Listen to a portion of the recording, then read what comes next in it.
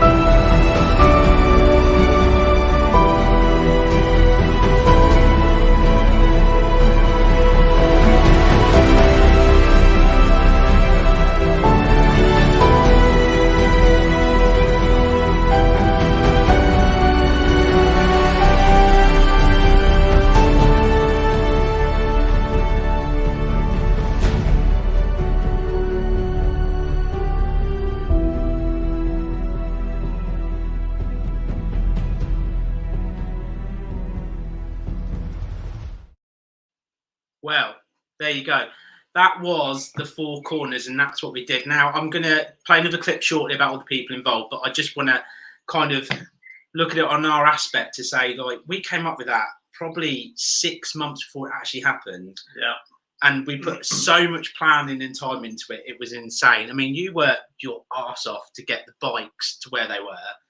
I worked my arse off looking good. It was difficult to look this good, and obviously they turned the odd spanner. But I mean, we did well, didn't we? I mean, the thing was, at the time, because we were looking for the bikes in the winter, you couldn't find them. At the minute, when you go on eBay now, pans are for sale. There's loads of pans for sale. But when we were looking for them in the winter, there was none for sale, and especially not in the price range we were looking at. So we just bought what we could. If we were going now, we would have had a choice of 5 or 6 if you look on eBay now. So that's kind of the thing as well. With the pans, it's like we have literally bought them for this adventure.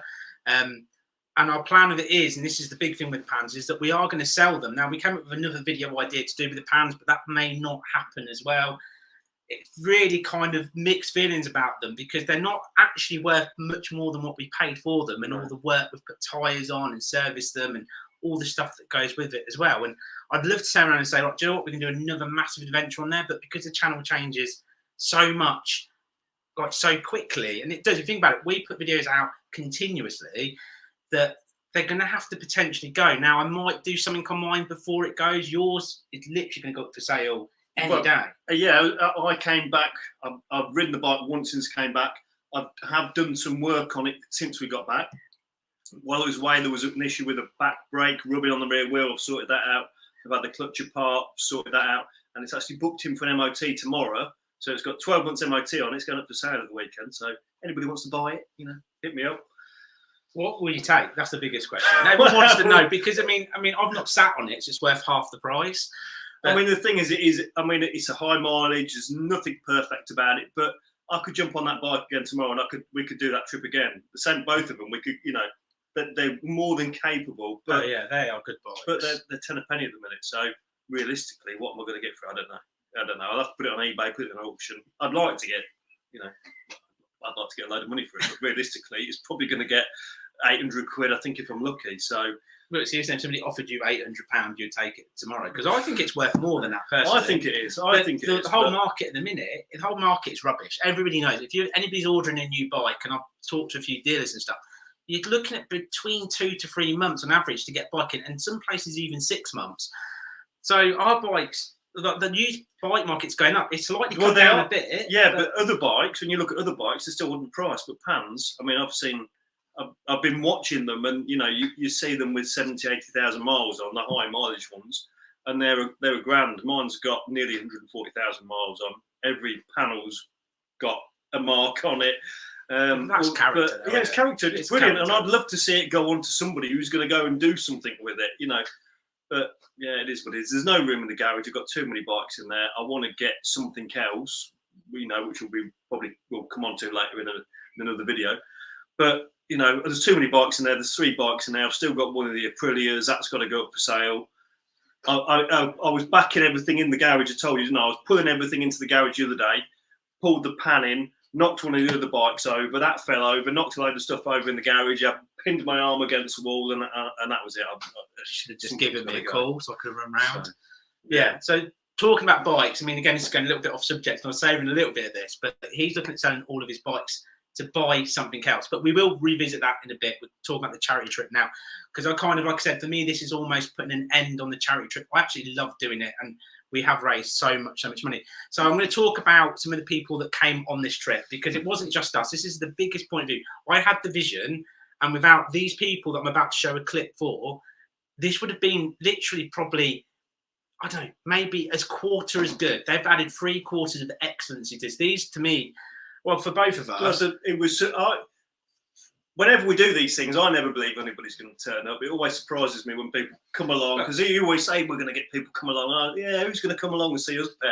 But we've made some good friends through doing this, haven't we? Unbelievable! I get messages and stuff all the time, and the funny thing of it is if you actually think about it, I did a charity trip 2 years ago to raise money for PTSD, and the point of that was because obviously I used to work in the ambulance service, and I saw people struggling with PTSD and stuff like this. colleagues of mine. And do you know what? For me, it was a massive deal to raise money. I'm still wearing that same T-shirt today because I still feel massively strongly about it. And that's what we did. And we had like Fentor, Turner, another hipster, Mr. Bolter, some guy we don't talk about because he's an arsehole. But at the end of the day, we had some amazing people turn up, and people fended us off and they really looked after us. And that was a few people. To this is how much it's grown. How many people turned up and went out of the way and they followed the track and then came. It was absolutely fantastic. And like I said, there's a couple of extra people I want to mention as well, because when this trip finished, we had Steve Bolter and another hipster turn up. But at this point, we were knackered. We were done. There was literally, it was the last point to film was that Easter's point. And it was fantastic to see. Steve was waiting for us there. Another hipster went out of his way and organised loads of stuff. And unfortunately, I had to stop filming at that point, and I felt quite bad because I wanted to include them in it, but it needed to end with the guys that had made it, and I'm sure they completely understand. But anyway, I'm going to play the clip of all the people that are there, and then we'll talk about the people, and we'll also talk about the bikes, because it wasn't as smooth sailing as probably everybody thinks it was. So we've got bits to talk about. But first of all, I'm going to play the clip just to remind everybody of all the people there. And when we come back, we're not going to mention everybody, but we're going to mention sort of the core people that actually rode the whole journey with us. So, ladies and gentlemen, let me give you, well, me and the sidekicks, heroes that made this trip really, really special.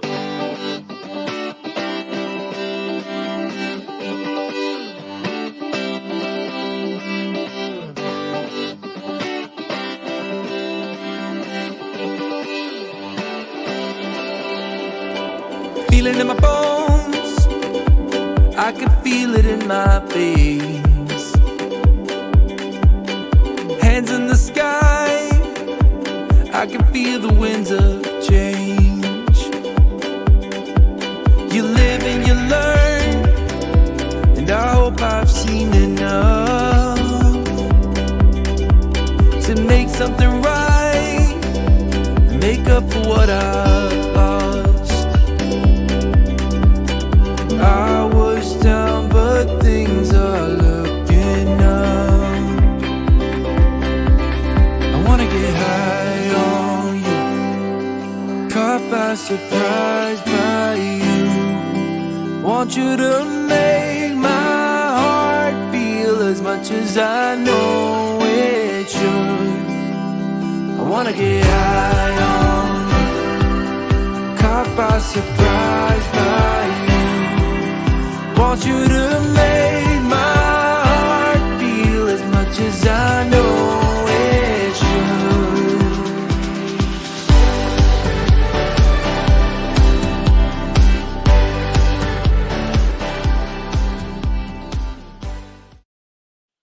So, I mean, obviously there's so many people that came along the trip. We can't mention them all, but I want to start with, out of all people, I want to start with a guy called Mick. So Mick was really funny because obviously this is a kind of a YouTuber's adventure and everyone comes to join us, and the idea of it was hope that everyone would know who we were. So obviously I had a few emails from Mick, and I should have probably figured it out, but when he turned up, he basically he'd never seen one of my videos ever. He saw a thing came up on Facebook on recommendations or whatever it was, and he literally went, "Oh, fancy doing that," and he came along.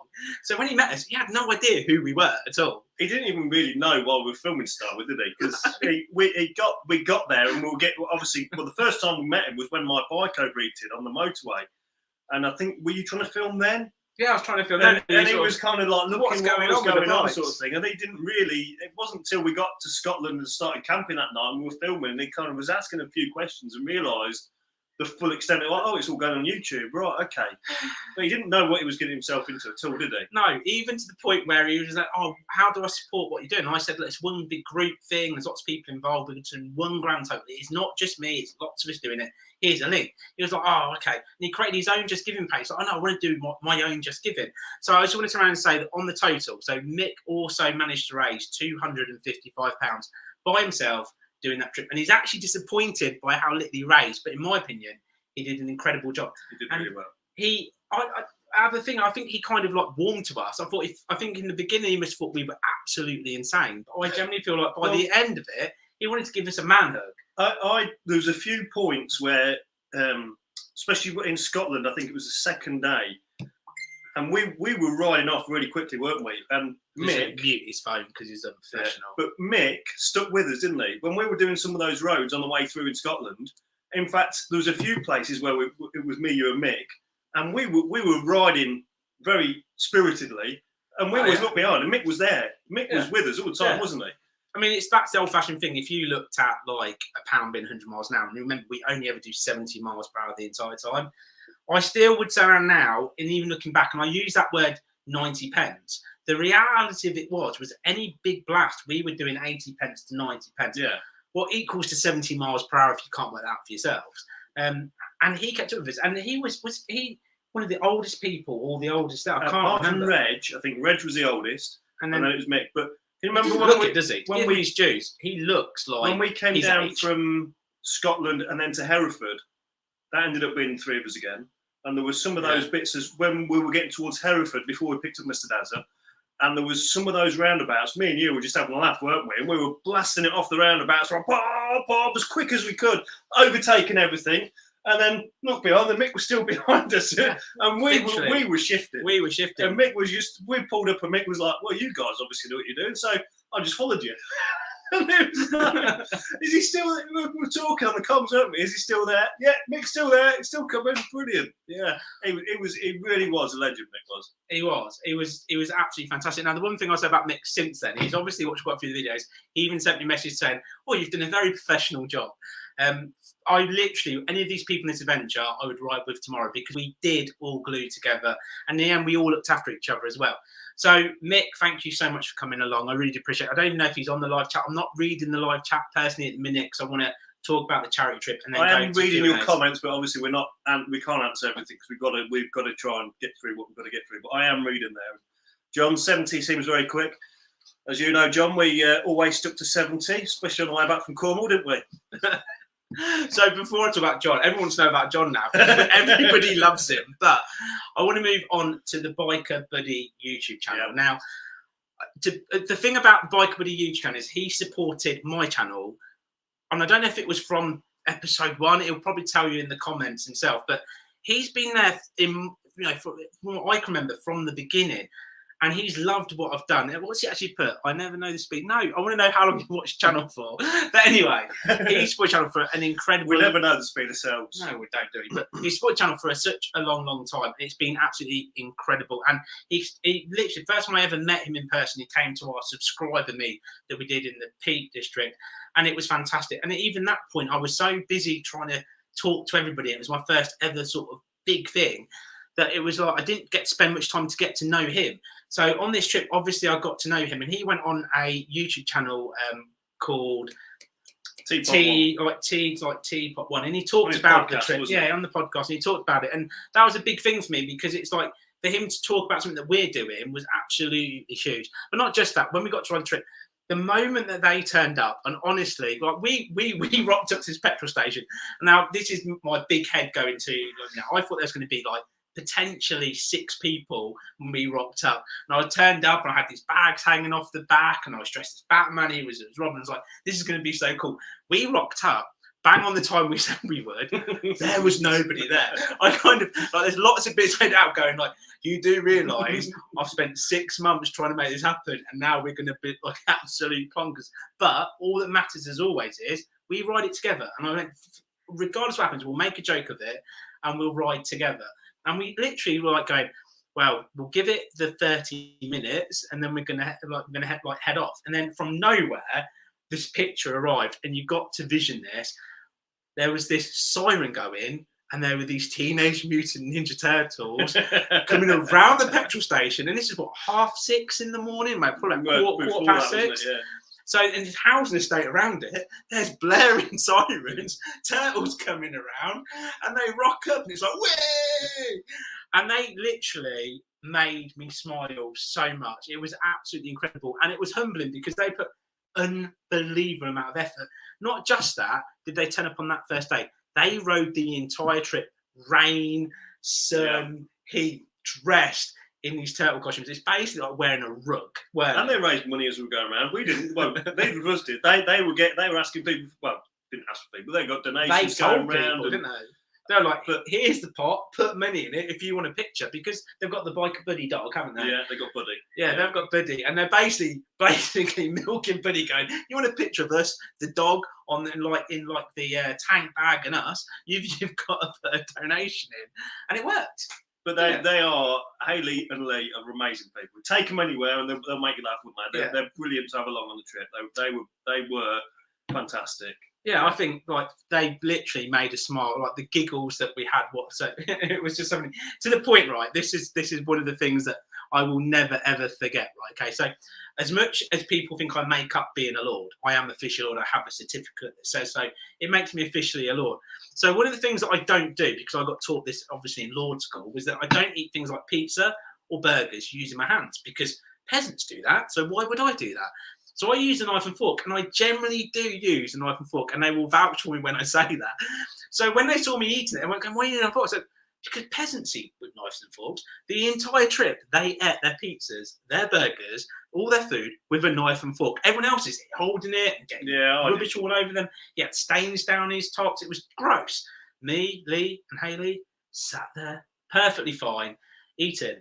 And that I'm glad I passed on the lordshipness to them. But joking aside, everything else, they were constantly making us laugh. We lost them, and they'd appear from nowhere. And there's quite a few places we went to, and they couldn't take Buddy in. And obviously, we did our best to go out and see them and stuff. And I hope at no point did they feel like they were by themselves, because for me, well, to be fair, a lot of places we did go the extra mile and go and find somewhere where Buddy could come in, but ultimately not everywhere would do that, would they? So, but at the end of the day, they massively made the trip as well. I mean, like, they made me smile, and I don't think it would have been the same trip without them. I really don't. And now I know for a fact, and I know that Biker Buddy's there because he's watching this and he's commenting away. But did say he's at work, so I bet he's probably sat in a truck somewhere in a lay-by. If he hears a knock at the door in a lay-by, I'm not that I've ever been a truck driver. Okay, I've done it a little bit. When there's a knock at the door, don't answer it, because it's a anyway. Most importantly of all, is the end of the day that they were absolutely fantastic. And then I know he's just bought a monkey bike as well, and I'd like to say, this is what I think anyway, that he bought it because of all the cool stuff that I've done. Not because he's got a hopefully we'll be able to go on another trip with them. So this is the big thing, isn't it? Like, I would love to do more with them. I'd love to have them coming on to more stuff. A monkey bike adventure with just his Vespa and us taking the mick. But does that mean because they're both not going to fit on a monkey, are they? Hayley and Lee are. No, they said so. Is Hayley getting one as well? She is, yeah. That's the whole thing. He sold his Tiger, so he developed it. I don't think Hayley's going to sell her bike though. No, she's got some money, so she's buying hers. She was going to buy it for him, but he sold the Tiger to get the monkey bike, so she's getting a monkey bike because she helps people do their CBTs. So I'm remembering it all.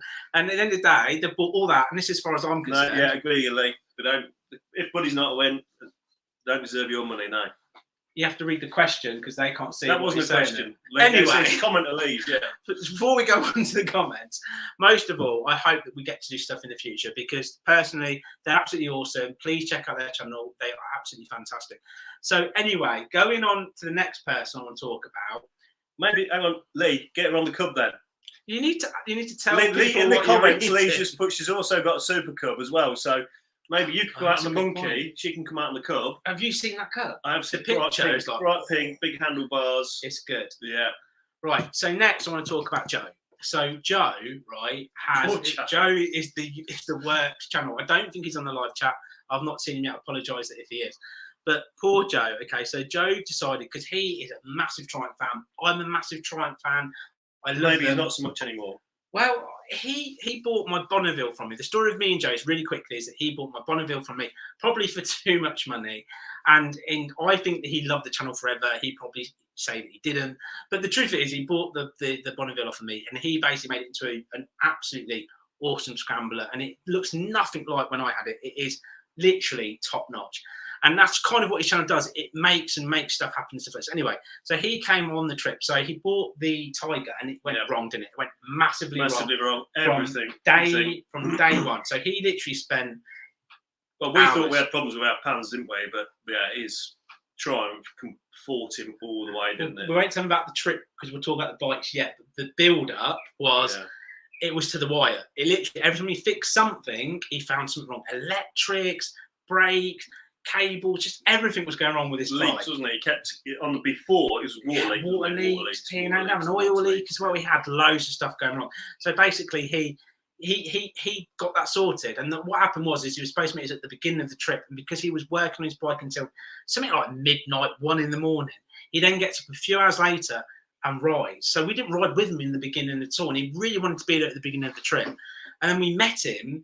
Literally, he got on to the campsite. He was there before, but just, I think, as well. Set up. We turn up. He's like the cool guy going like, guys, where have you been? And we're like sweating, knackered. He literally had like he'd been asleep. Watching his videos, the reality of it is, he was there about, I reckon, half an hour before us. Yeah. He set everything up and just was playing the cool thing. He looked knackered, but he was playing we've been here for absolutely ages. And we weren't we? We were knackered. And the thing about the work channel as well is during the trip, he kind of did his own thing as well. So, because the whole point of the trip was, it was a postcode thing. I wanted people to ride with us, but I didn't want any pressure. So what I sort of said was, this is a postcode trip, so people can just get to the postcode. And it's literally what he kind of planned. He planned his own little adventure. So he's still got more videos to come, I think. But we didn't see him, did we? Like, a couple of times he was with us, but he would like do big bits, and then he'd like disappear and do loads of miles by himself.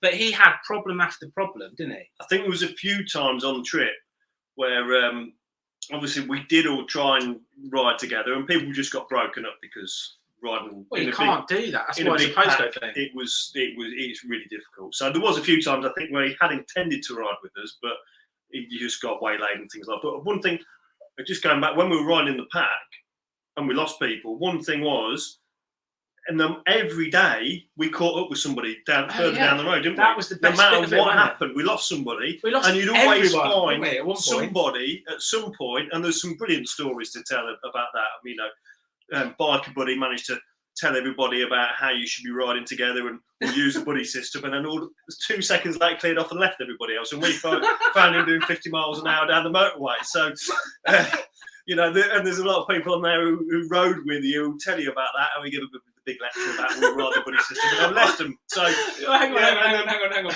But the best bit of that is, so just to get it into some kind of story, that because everyone lost us, Biker Buddy turned around and said, this is what we'll do to stay together. We will do the Biker Buddy system, and we'll do a switch back. I'm going to it, but nobody really cares about the system. But the best bit of it is that he said that, and then it hit some kind of traffic, and the sat nav, due to the route that we use, because obviously we're all using different GPS software, the one that the sidekick planned it on kept taking around a marker point. But I think what happened was that he came off to tell everybody to turn around.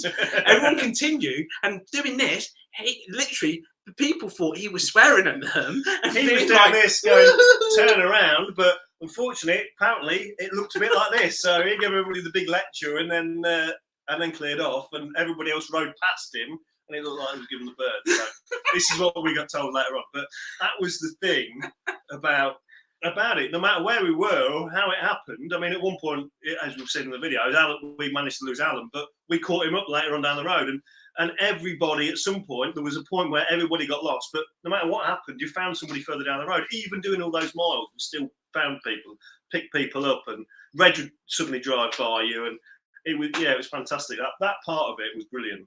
So I just want to say that when it comes down to the works channel, so he did an incredible lot about literally by himself, and he was there for all the big bits, everything else.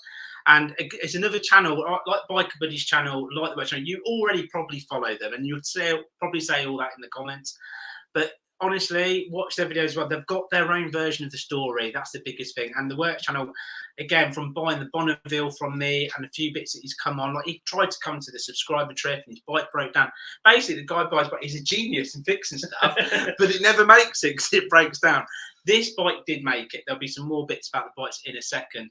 So I want to move on to Reg, because Reg has his own story, but I'm going to open another beer and let the sidekick talk about Reg just for a second.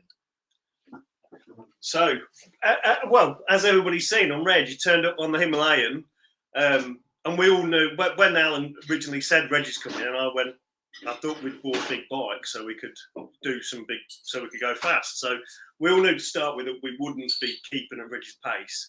You know, he's got 400cc. We're not going to be riding at 400cc paces. So on the first day, as soon as we set off, we lost Reg. My bike overheated. We pulled into a service station. Who pulled up alongside us? Reg. And it was always, turtle in the hair with Reg. We'd speed off. Reg would catch up. We'd speed off. Reg would catch up. But Reg, was he 70 years old?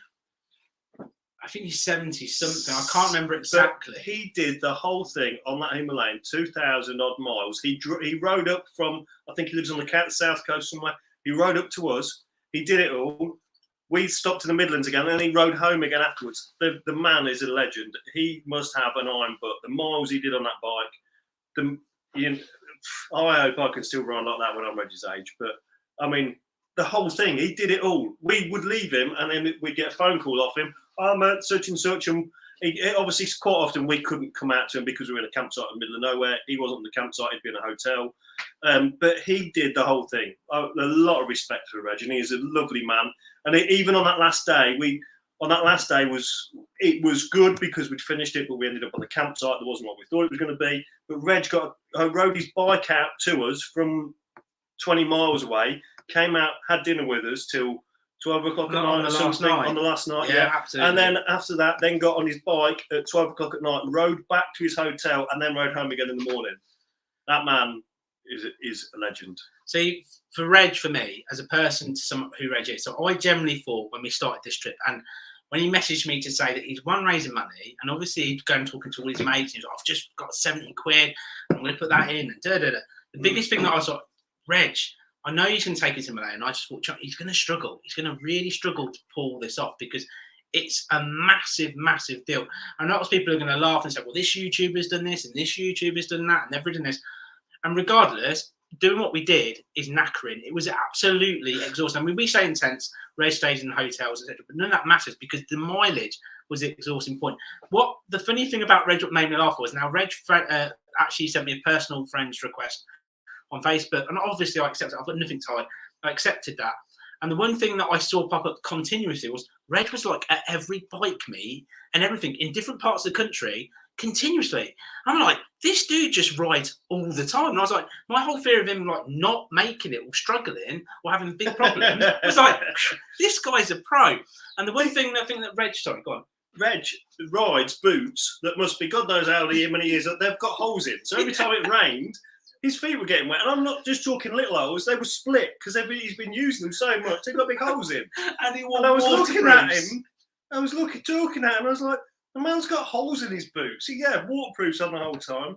But the whole time. He rode the whole same route we did that day around the M25, and that was horrible. Horrible that was, that last day. And he just did the whole thing. He did it. Yeah, but rain, sun, just kept going. He just got on that bike. He'd ride for 2 hours, stop, have a break, get back on it and ride. And respect to that, man. Yeah, this is well, I wanted to finish it with Reg was literally that. If I get to his age, and this is my plan, it must be yours. If I can do what he does, if I retire and do what he does, that is perfect. That guy's got it right. He worked his butt off, and now he's retired. He's loving riding. He's living the dream, and that is exactly what I want to do. And that's the big thing. He is, for me, the person that I want to be when I get to that age, and a massive respect for him. Absolutely huge.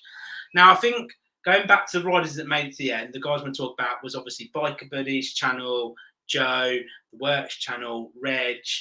Will anyone else make it to the end? And this is not me being rude, it's just because it's been a little bit of time since then as well. No, I think that was the call that made it to the end, wasn't it? That was, yeah. Obviously, there's lots of shout-outs. Like, again, I know that Mr. Daz is on there, and he won't take any offence. We're not talking massively about, but everybody knows Mr. Daz, and Mr. Daz is probably a little... He gets a bit shy if we talk too much about him. He's a legend. Yeah, he's part of us, isn't he? He's one of our, I class Mr. Daz as a friend now. I'm sure he does the same. He messages me all the time. I message him back. He messages me more than he messages you. That's just what he says. Yeah, he does. He sends me silly messages all the time, saying that Alan's an idiot. No, he is. Alan, Mr. Daz is brilliant. But yeah, we don't need. Yeah, but I think we ought to mention John though, because everybody. Oh yeah, that. Yeah, they say. So I want to explain the story of John, okay? Because this is in my head. This is how it happened. And John, I know John, you're in the comments. We know you're watching. John, you're such a funny man, and I know you don't understand why you think you're funny. You're just being yourself, but you're a funny guy. You really are. That time you spent with us was brilliant. You just made that. You made that time. It was brilliant. So when we met John, this is what it was like. Okay, and I felt quite bad. Again, it's about feeling bad when you're absolutely exhausted, because this trip exhausted us, didn't it? I mean, I was shattered. It was, you know, just before we go, everybody, I thought it was a holiday. It was really, really hard. I mean, I knew it was going to be hard, but I thought it was going to be a holiday. We're going to enjoy it, but it was hard. Well, before that, we met two people at a petrol station, a services, right? And I kid you not, I was struggling at this point, right? I was struggling at this point to actually talk to these people, and I felt really bad for it because I was there going, I'm just knackered. I went to the loo, and one of the guys turned up with some drinks for us. He just had a drink. He's that knackered. He goes, "Yeah, no, I've just had a drink, thanks." We must have come across bloody rude, to be honest. And what's a real shame, because we didn't mean to. And obviously, we had a chat with them. They rode with us, but at the end of the day, I was just at the point where I was not. Sometimes it's difficult to be so when it's you're that that tired. breaking point, isn't it? You're just there going, I can't talk. People turn up and they want to meet you and they want to have a chat with you, but you've just done. I mean, that was one towards the end. Miles. That was towards the end, and we'd done big miles. And we'd put that time. I think we'd lost everybody, and we'd done a section down that motorway, probably 60 miles, and probably 85 to 95 pence.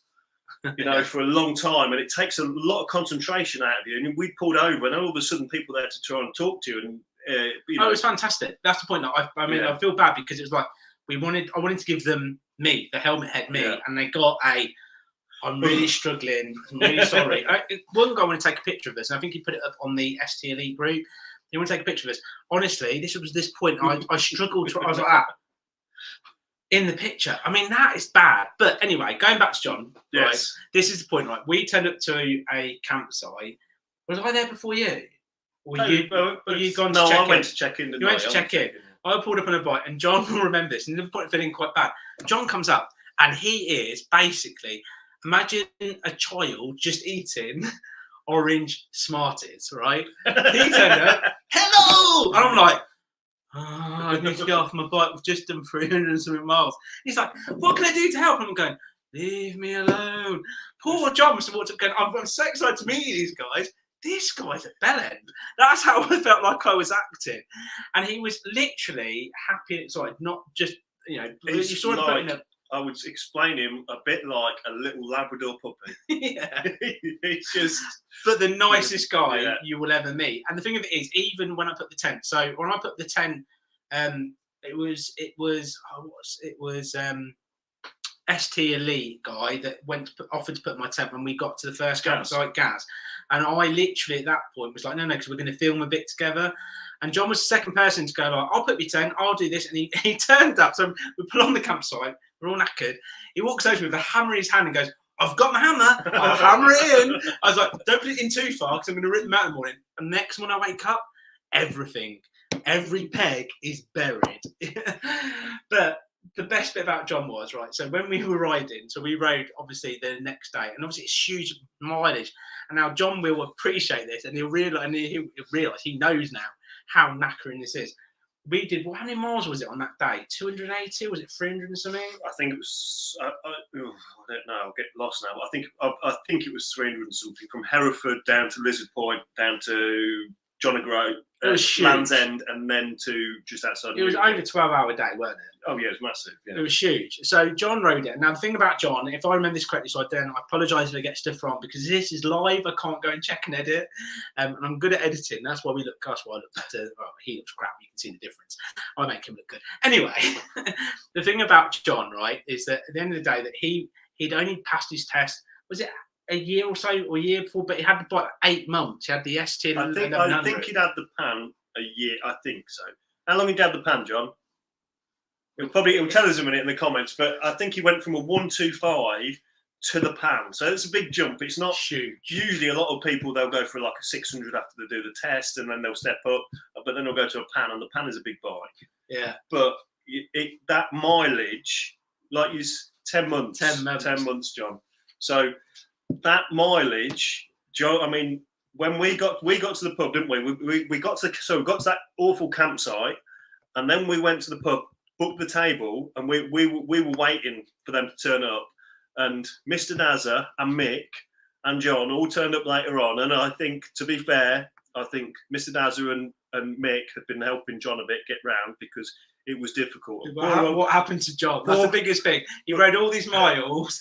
Now, we call it lying down. This is the bike fell asleep a couple of times, but I don't think John wants to talk about that. But when John came into the restaurant, he was like this. He looked like he'd seen something really traumatic. Like he looked like a ghost. Yeah, he looked shattered. He was. I asked him if he was right. He went, and he said, God, read what John says, and then read what Mr. Dazza says. Land's End, do not get off a pound without the side stand. Yeah, I think that was a silly mistake. And I think Mick had said they'd gone down a road somewhere where they just shouldn't have done it, and it had fallen asleep down there. It's been Mr. Dazza's been on the floor 10 minutes. But yeah, he looked traumatized, and he said, "How on earth do you do that?" He says that is horrendous. He realised it, didn't he? And he even wouldn't. He planned on finishing it with us, but to be fair, he said, "I can't finish it." So even better, right? So we sat down and have a meal. As far as I'm aware, John had nothing to eat. Him and Mr. Dazza went and sat there with what are they called? Hammocks. They sat here tending hammocks. I walked outside. I was like, "This is very romantic." He says, "Like, yeah, just chilling on my e-cigarette, having love." John's like, still going, "Yeah, I'm good." Poor old Mr. Dazza was there stroking his head. You're right, John. Was. It's okay, rocking him to sleep. So then, from there, we had a few drinks. We all sat there and had a few drinks. And the other thing I want to talk about is actually I'll talk about them in another person just before I finish this.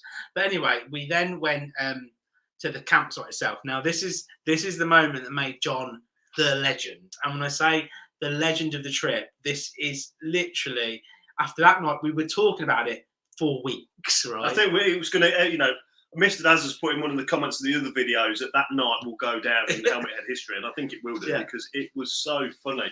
My belly was aching so much. You were on the floor. He was rolling. The man was so funny. In fact, I think that's why I needed to go for a poo so badly in the morning, was because I'd left so much the night before. So the worst thing of it was it's pitch black. So anybody that films will know this feeling. You want to get your camera out. John's camera now.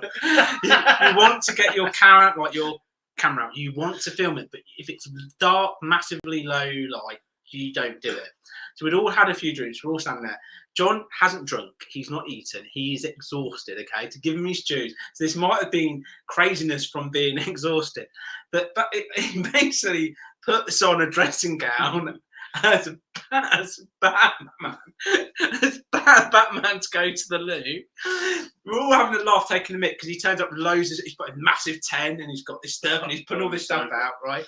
But he goes, "I'm going to go to the loo." He starts running, going, no. And all we hear is a splat. John has run and splatted on the floor, gets up, "I'm all right," starts running again. Tripped over the guy rope on my tent, ran me on the back of my tent, going, and boom, straight over it. As we were all watching him, because he was not making a scene, but we were all laughing and having a joke with him, and honestly, but then I just could not stop laughing. He goes to the loo to find out that they're closed, comes back, gets a screwdriver from you, whatever it was, goes back, unscrews a rack because they're closed. There's a window open to climb up. Shelving rack from somewhere. I don't know where on earth he found it, but unscrewed a shelving rack off the floor. Climbs up the shelving rack to the top one, decides it's a bit dodgy, comes back down and comes back to the campsite and then goes, "I need a poo, but I can't go for a poo because it would have gone wrong." Then he starts putting out a spare battery. So much kit. He's got the biggest tent. He's got the biggest tent out of everybody. He's got this huge tent. Yeah, huge tent. And he's just got so much kit in there. How on earth he got it on the bike? It's quite clearly why he dropped his bike. Isn't because of the experience of riding, because he had about 50 tons on it. But the biggest thing about John is, the biggest thing of all is that I genuinely thought there was a point like we were laughing at him so much. I felt quite bad. We both did feel quite bad. But the thing of it is it's his personality, and that's what made us laugh the most. And he went home the next day, but I think he experienced a lot from the trip. And John, I genuinely hope that you did, and I hope that you will come back and revisit us, because you, in theory, mate, are YouTube gold. And if I can do a trip with us three together, would be it would be comical gold. It'd probably be one of the most funniest things I've ever done. But most of all, he shared every single post, everything I've put up on the Facebook page. He shared that. And you know what? That's a big thing for me, because the big thing about the channel is to make the channel bigger and bigger, people need to share stuff. And he's just shared every single post. He's put it everywhere. He shared it in groups. So he came along on this trip, unexperienced. It knackered him. He got the piss taken out of him, and he still smiled. And do you know what? He shook my hand at the end of it as well. The guy's a legend, and I'd be proud to do something with him again. Yeah, I mean, like you say, it got to the point we discussed it, next day, and we did almost feel a bit bad because we'd laughed so much at what John was doing. It almost felt a bit like, should we be laughing this much at somebody? Is it almost like we're taking the piss out of him? But John, we weren't.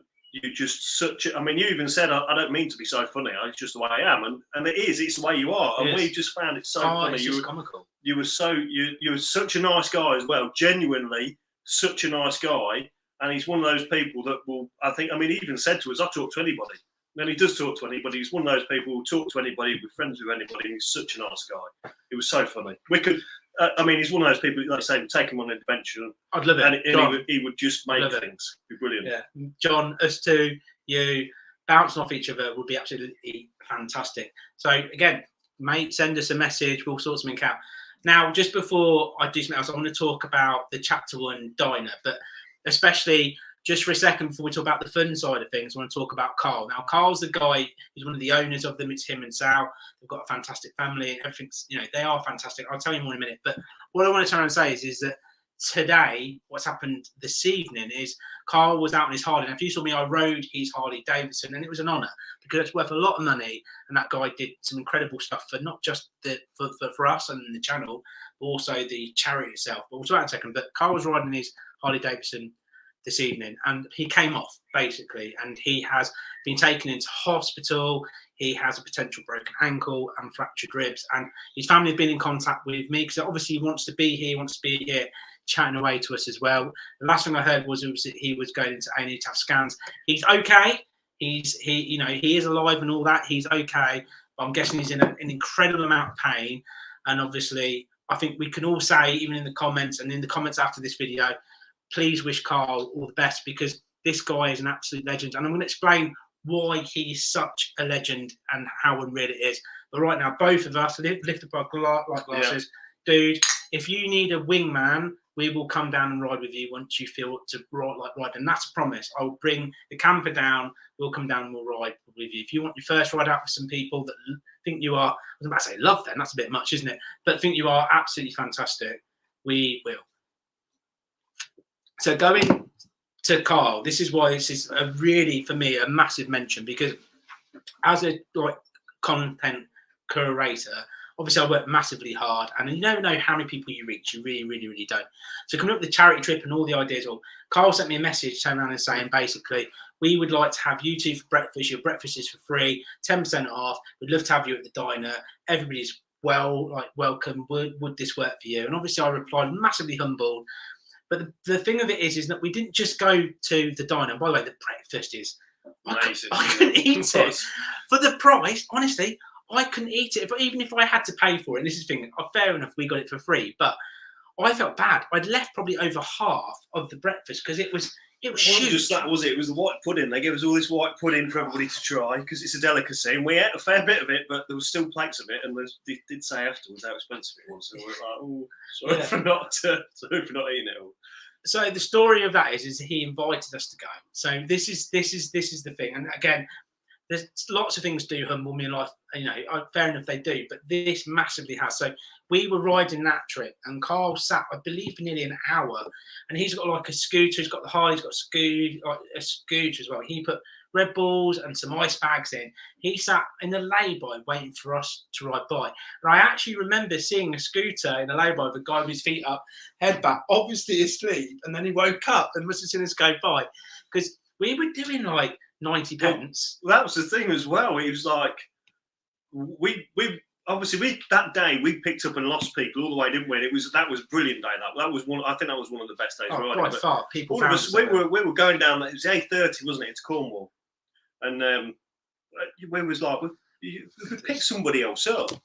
Like, are you sure? I kept checking in the mirror and we were counting the bikes back. And we're like, there's somebody else there. But like you say, he'd been, along with a lot of other people, they've been waiting on the tracker to see us. And we were shifting down that road. So the tracker wasn't actually up to date, was it? The tracker was obviously things like this. It's delayed. Delayed a bit, yeah. Yeah.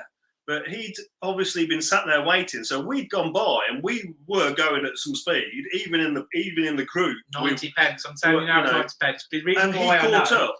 Well, this is the thing. The reason why I know it CC scooter is that we're bombing along and there's a bike following us. Like, is that another pan? I think that might be another pan, maybe from the ST Elite group. I'm not sure. I think that's a scooter. That can't be a scooter. When we pulled in, this group pulled in, I was there going like, that's a scooter. It's a 300 odd cc bike, so it's going to keep up. But even he said there was some points I was struggling to. But anyway, he turned up, right? This is the thing. I didn't even recognise him because the only thing I've ever seen, he sent us a picture, but he had his beard tucked in and all this stuff going on. And I didn't recognise it. I thought it was the Chapter 1 guy called Carl, but I didn't want to admit in case I got it wrong. That's the actual truth. But anyway, he was like, nice to meet you, and I shook his hand at us, and he goes, I went, oh, nice to meet you. I'm Carl. I was like, oh, nice to meet you. He went, yeah, Chapter 1. I was like, it's you. And he went, yeah. And he literally turned around and pinged open this massive seat, and he had all these Red Bulls and ice in there. He'd go like, got you guys some drinks. And literally gave everybody a drink. And the first thing he did was like, here's a drink, everybody, here's a drink, everybody, here's a drink. This is the thing about the Chapter 1 diner that I want to put massively across right now. At no point have they asked me for anything whatsoever at all, any kind of mentions, anything. They have just been give. And that's a rare thing in life. That seriously is a rare thing. And that was the first thing he did, was give Red Bulls out. Then he came with us to the Lizard's Point. Yeah, all day then, wasn't he? And the Land's End. After that massive day, and he'd probably been at work all day as well, he then came to the pub at night just to share a beer. At the end of the night, he came to share a beer. And I was like, do you know what? It's getting really dark. And then he literally had, that's my dog barking. There's a Tesco's delivery coming. So that's now arrived. But anyway, sorry about the dog barking. So going back to like Carl, at the end of the day, he came for that point, and then I was like, he literally had a point. I was like, I've got to set the tent up. It's getting really dark. It's been a massive long day, and then to sum up the whole thing, he turned up on like a Harley, and I was like, oh, there's a Harley Davidson. So I came like running over. Apologies for the dog running around as well. The wife's now getting all of the shopping. So he basically he took for a beer and he had to go. And then the next day. Harry, that's my dog Harry, by the way. Come here. Say hello to everybody. Look, does anyone actually like recognise him from an episode from a long time ago? And if you can name that episode, I'll be massively impressed. So Carl, right? So he basically came along for that. He came along, had a beer with us, went home, showed his Harley. We were like, oh, Davidson, wow. I said, please bring that tomorrow. Please bring that tomorrow. I said, I really want to have a go on it. And that was the end of the night. The next day we turned up. They went out of their way, didn't they? They literally rolled out the red carpet when I arrived. Sal, bless her, curtsied me. And then she went, I'm really here for him. Ran up and gave him a massive hug. I was like, excuse me. And then Carl, obviously being a legend that he is, he looked after us. He went out and bought pudding, what was it called? Oxblood pudding? Oxblood pudding, I think. Hogsblood. It's Hogsblood. Hogsblood pudding. He did that, didn't he? And not just that. After he basically fed us, gave us loads of drinks. And at the end of it, as we're leaving, after I've ridden his bike, he goes, guys, about 12 cans of Red Bull and ice. He goes, can you put this in your panniers? This is for you guys as well. So he then did that on that, and then obviously went off on a way. But the thing of it is, the Chapter 1 diner, I kid you not, ran bike nights. They took basically every coffee that was bought, they put money into a pot. They had a collection thing going on. They donated £500. And he said to me, I reckon we'll have £500. He donated £500. Either way, if that was from everybody that donated to the cafe or if he put it into his own pocket, because that's the kind of cafe this place is. They're not there to like take the mick. They're there to support. They gave £500. So when I say Carl from Chapter 1, I wish him the best and we would be your wingman, you deserve it, mate. Because what him and Sal did for us and the trip and the charity is absolutely unreal. Yeah, fantastic. I mean, there's not a lot more I can add to that, but they were fantastic. Like, they've been big followers of the channel for a long time. And yeah, they offered to feed us, they put up with us, and like you said, they hosted us. They were brilliant. And I'm sure if any of you are ever in the area going to see them, And if we're over there, we'd love to go back and see them again, you know, without a doubt. I have got I'd love to go back. I've got a bit of a plan in my head. At some point, I will. I generally would love to go back and see them. But the thing of it is that everybody that came along, and I can't mention everybody. I know there's the characters and stuff there, etc. So I said this, but it was absolutely amazing. So what I'm going to do is, because I have literally saved on purpose the kind of total and the amount, we'll talk about it in a second, just before we move on to questions and answers. The question and answers, by the way, is for everything, the whole channel. Whatever you want to ask us, we will try and answer it before we finish this to day, and that gives you a chance. The sidekick's going to read all the questions. I'm going to try to answer them between us, basically. But I want to play the total. I'm desperate for a wee, as you can imagine, because we've been on for 56 minutes. So I'm going to play the actual total. And again, this isn't everybody that's donated as well. I want to try and say that, because we had, I think it's like over 100 donations, big and small, massively. And you know what? I would put them all on, but we'll be here forever. So this is the last few people that have donated and the grand total.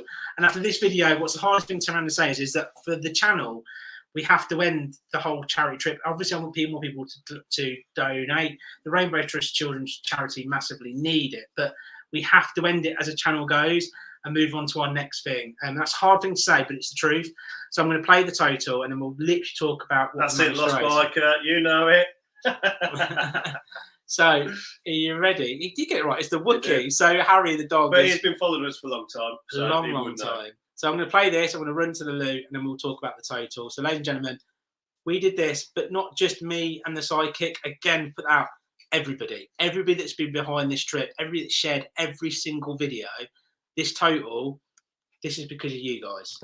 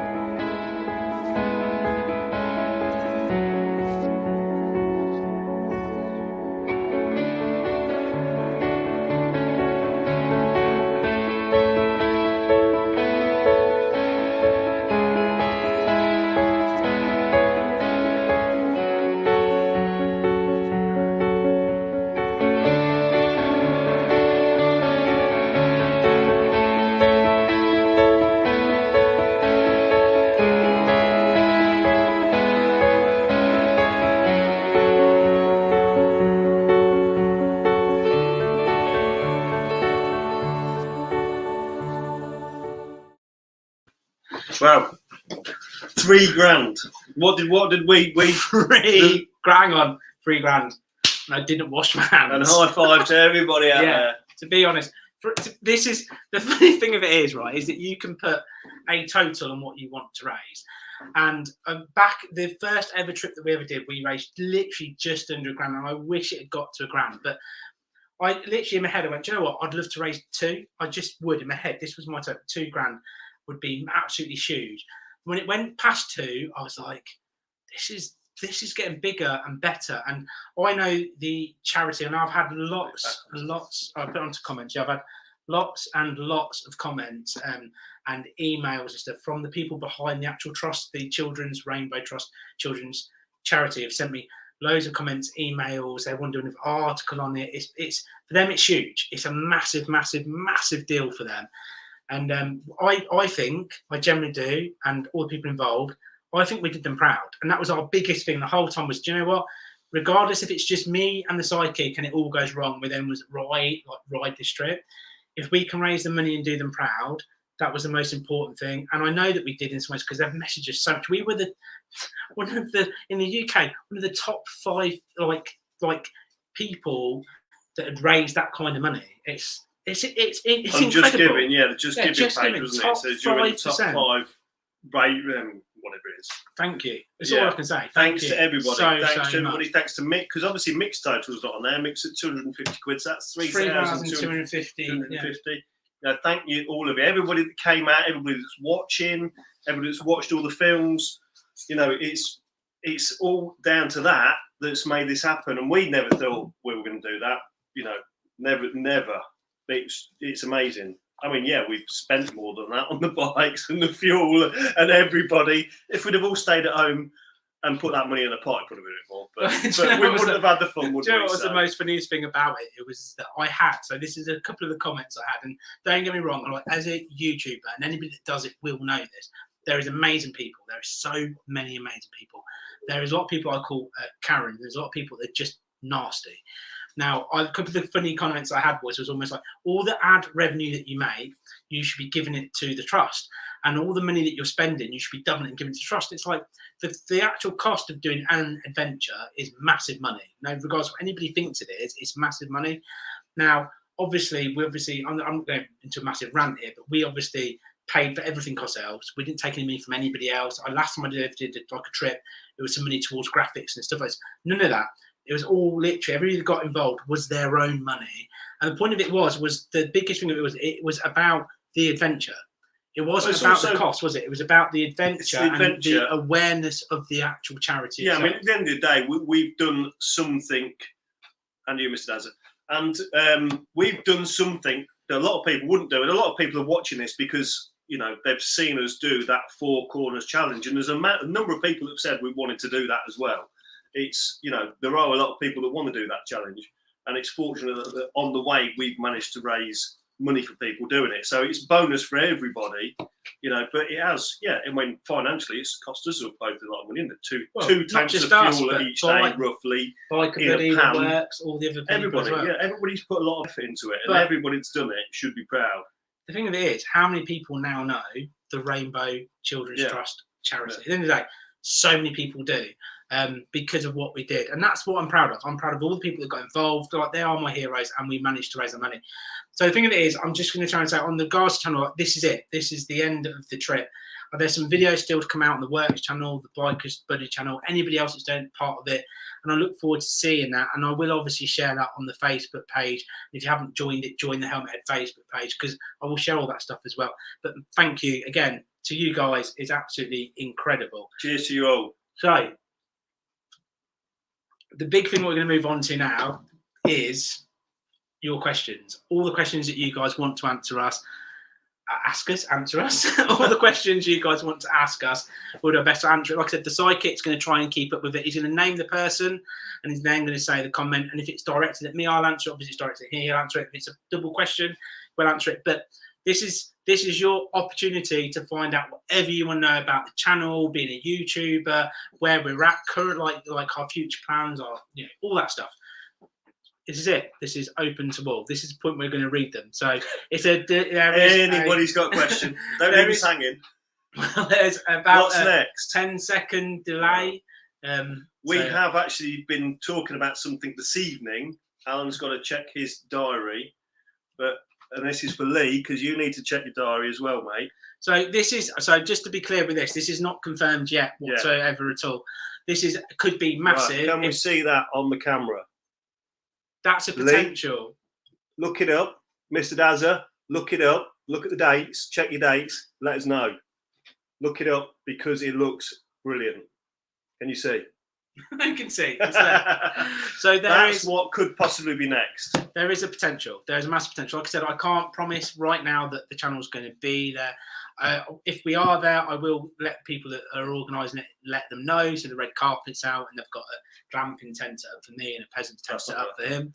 It will. That's potential. There's a couple of other things as well. So what's coming up next? Apart from that, do we know? Well, there was a big hint during the trip that we were going to ride to Germany for sausage. That was going to be on the ST1100. That still could happen though, couldn't it? But probably not on those bikes. This is what I was about to try and say. Talking about that, he's potentially saying he's quickly before I sell mine. So it could be me on that and him on a different bike. I'd like to personally do it on the monkey bike. He won't do it on the Vespa because it's too far to do. 48 hours, monkey bike and Vespa. The idea of it was we were going to do it as quickly as possible. That's not going to be quickly on those, is it? There was also, there's loads of stuff that we could potentially do. But at the minute, because everything on the channel goes so quickly, I do wing it quite a lot. I come up with an idea. We are filming tomorrow. You've probably seen the Harley trip that's just come out. That was actually a couple of days ago. We are hopefully, not tomorrow, it's Sunday, aren't we? We're hopefully going to be able to film on Sunday and do something together again. But that is a current plan. So we might be the festival next, and that would be massive. On that festival, there is some racing on that festival, so we are thinking of racing. Yeah, that's the other thing. Yeah. If we go, we are racing. If we go, we are definitely racing. So Fentors, what's the sidekick's next bike then? Hang on. So, because just before you answer that, right, this is the thing. So he's talking about literally selling everything. Not everything, not the Vespa. 2 bikes. I've still got the Franken bike, the Aprilia, and the Pan.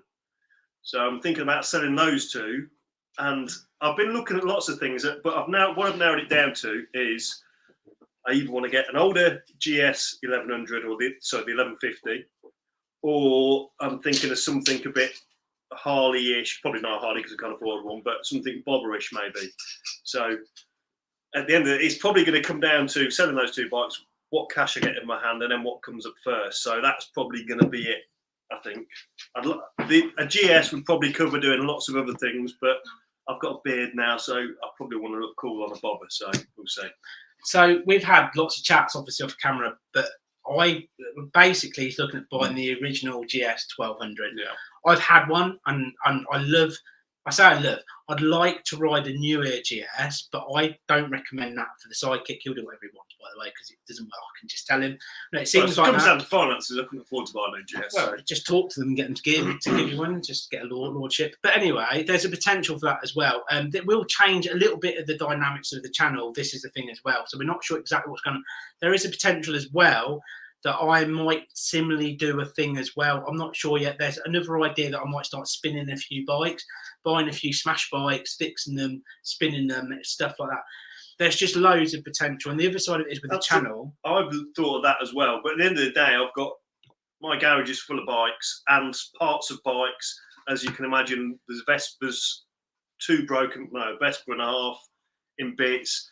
And then there's all sorts of bits and bobs in there. So I need to clear some room out my garage. At the minute, I keep going on Facebook Marketplace. I see bikes, and at the minute, I'm having to stop myself from buying stuff because I just have not got the space. So as soon as some space, I'm sure there'll be something that comes into the garage that will probably be a pile of rubbish and that will work. It could be good though, because you think about it like this. Imagine a GS 1200 and a monkey bike. I can't put myself on the camera. GS 1200 and a monkey bike off-road, and the monkey bike's better. That GS 1200 is going to cost him, say, $8,000. I'm not buying $8,000, spending $8,000. It'd be like $2,000. Okay, imagine old knackered GS. No, it's got to be more than the monkey bike. Let's just make it. Let's go back to the $5,000, and then you've got the monkey bike. Now you can buy, is it 3 or 4? It's got more money. But we'll say 3. 3 versus 8 or 5 or whatever I just said. But a big GS that promises to do it all.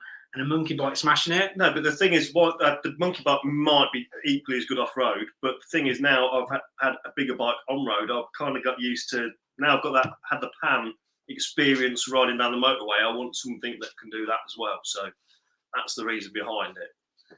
But we've got more questions. Yeah, let's move on. James West, we always see James in the comments. Hello, mate. How do you 2 know each other? I'm actually Alan's brother-in-law. He's my lover. He's just saying no. He's not. So, yeah, no. Yeah. So he's my brother. He's my brother-in-law, obviously, with my sister. We've mentioned this before as well. And the story of basically how we got together on the channel and stuff like this was that what Darren does for a job is he's a dustman. No, he doesn't.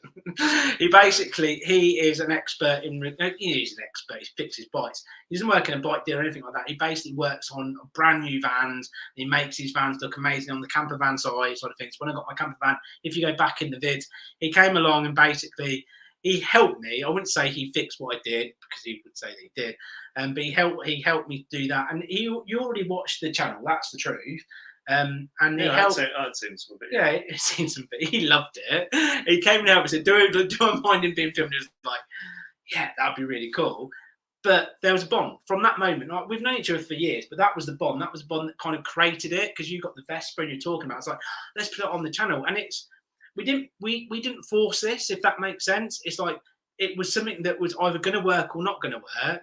And now, obviously, it wasn't planned, was it? It was like, "Oh, come on, help you do. I've seen you've got the camper van on your channel, and I felt sorry for you because you'd bought a complete pile of turds. It was amazing. And I thought, just come and help you, and it kind of went from there, didn't it? While I was working on that, I said, "Oh, I bought this vest, put it together. Do you want to put it on the channel? Put it on the channel." And it was kind of one of those things. He's trying to play it cool, but basically he loved the channel. He wanted to be part of the channel, and he became part of the channel.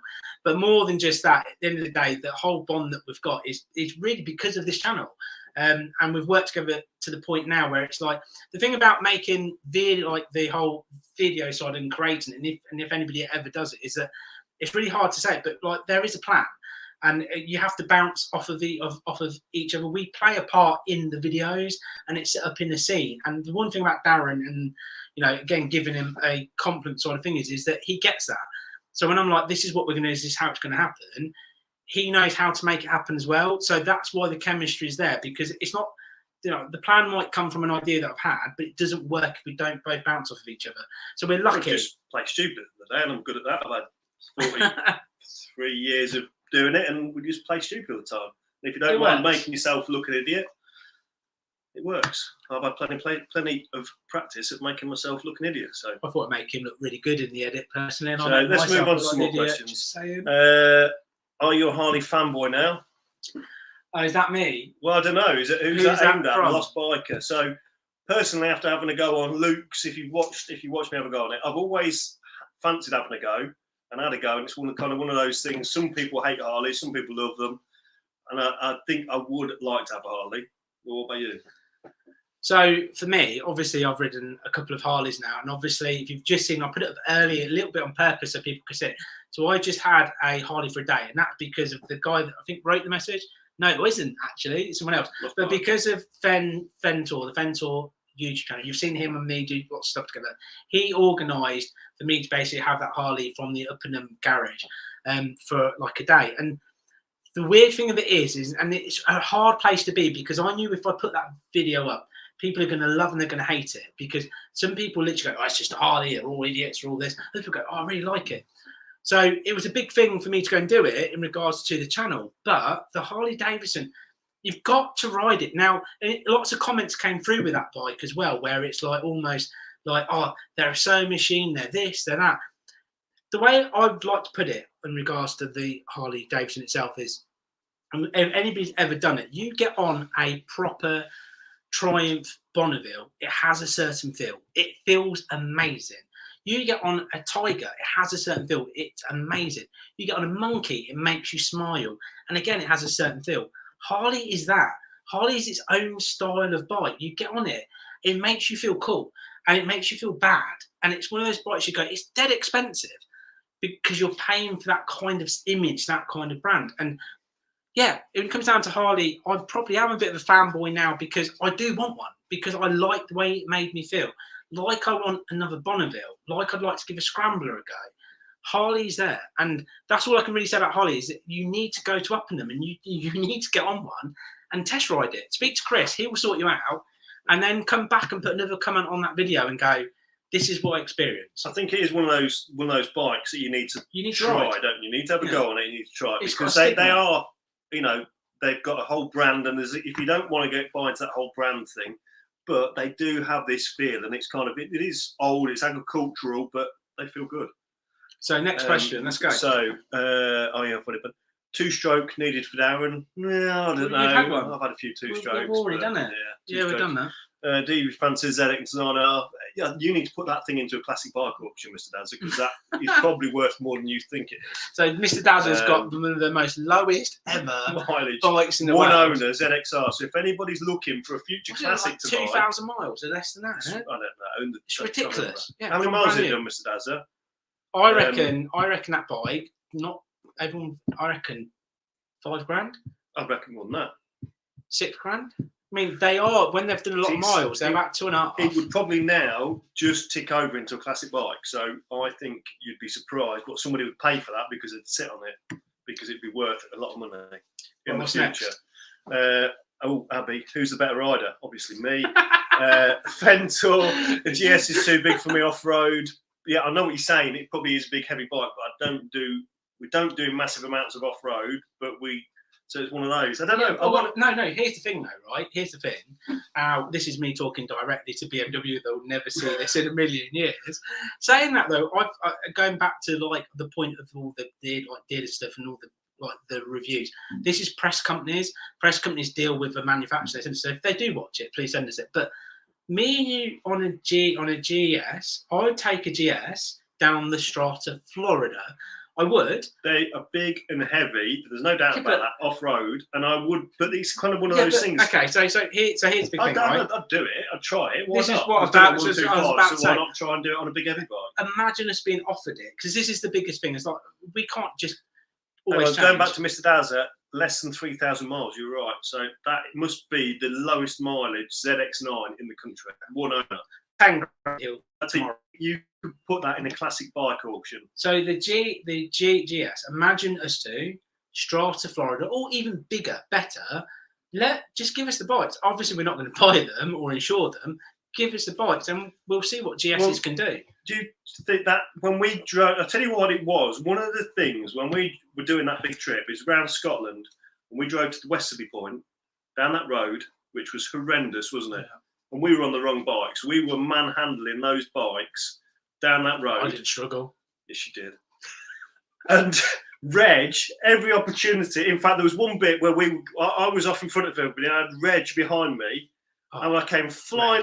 I didn't come flying down the road. Came down this road, and it was single track, narrow, Reg was flying, bumpy, and horrible. And it was like wrestling a whale down those roads.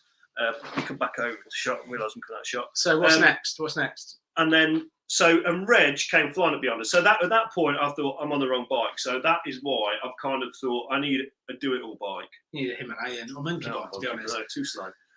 Right, what's next? John, are any of you tempted to put siren on the bike and help with filtering? Obviously, cosmetic purposes only. So, hang on, go on. You say your. I've actually got an ambulance siren at home off of my ambulance that I nearly put on the bike before we went, and I wish I had. But there's a funny story about that siren that you didn't see because we lost you.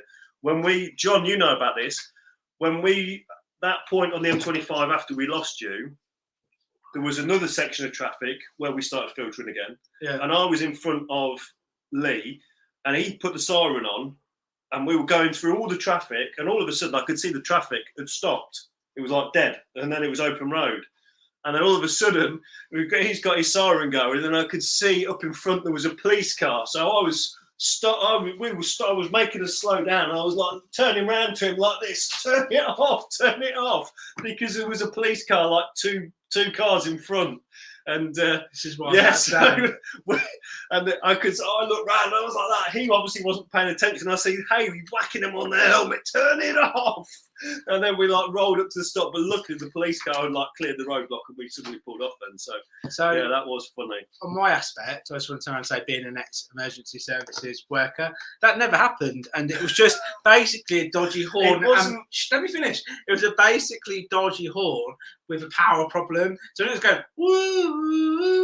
That was just because the battery kept dipping. Yes, that was what it was. Yeah, and it was no way in all whatsoever a siren at all. It was the alarm on the bike. That's what it was. It was the alarm. I thought it was the battery. No, you had a dodgy alarm. You know when you got one of those beepers and it goes on and off. Makes sense. And it was that alarm. Oh, okay. So it wasn't even a dodgy battery. No, so we'll just move on really quickly before there's a knock at the door.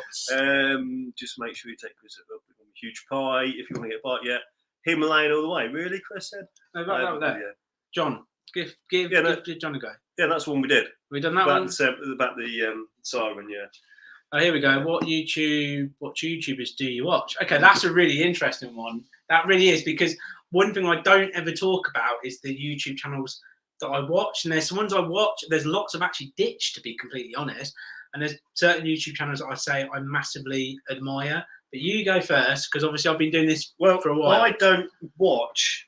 It's only recently I've started watching more bikers on YouTube. So there's quite a lot that I don't watch. One of the ones I do watch is Bikers and Beards.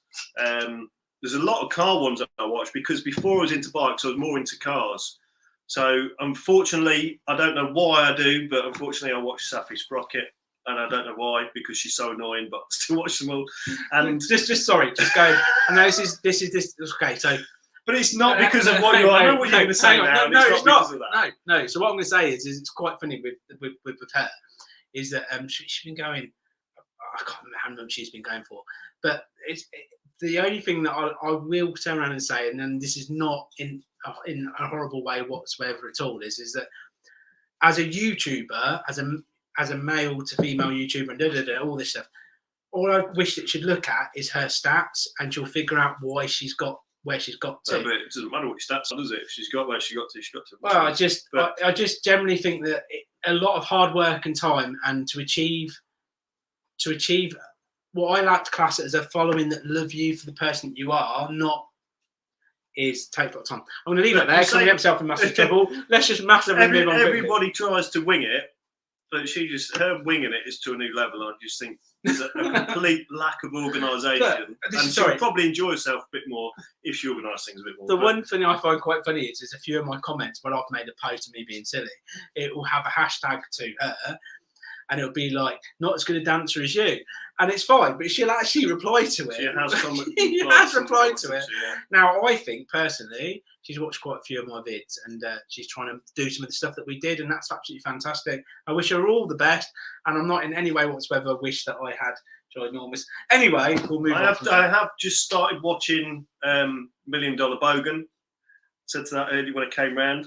So I've got to catch up on some of his stuff, but I do find him a little bit annoying, to be honest with you. So $1 Million Bogan, he comes up a lot, and I'll be completely frank when it comes down to, I'm not actually going to go into that either, other than saying that, do you know what, massive hat off to that guy, because he's travelled, he's recently done a thing in the UK. Yeah. Ventor mentioned it, you mentioned it earlier on as well. I was going to try and say, like, give me his dues, no matter what anybody says, he might be annoying, and I appreciate I'm annoying and everyone's annoying, but he's obviously getting something right, because he's going off and doing massive adventures. And he's doing it in his unique style. And the one thing, again, as a YouTuber, the hardest thing in the world to be is unique, because you've got to be unique to do well, and you've got to have a character. And he's got it obviously a million times better than I can do it, but his character obviously massively works. And I've seen a few of his stuff. And all I'm trying to say is go and check it out, because he quite clearly knows what he's doing. And one of the things that made me laugh about when I rode the Harley, because when I watch his stuff, it's massively Harley Davidson side of things. Very clever. It literally is very, very clever. Anyone else that you watch before I talk about who on the bike side of things, a lot of my things, there's camper van people and car people. So, or Colin Furze. I'm sure a lot of you must watch Colin Furze because he's a genius, but you don't know who he is.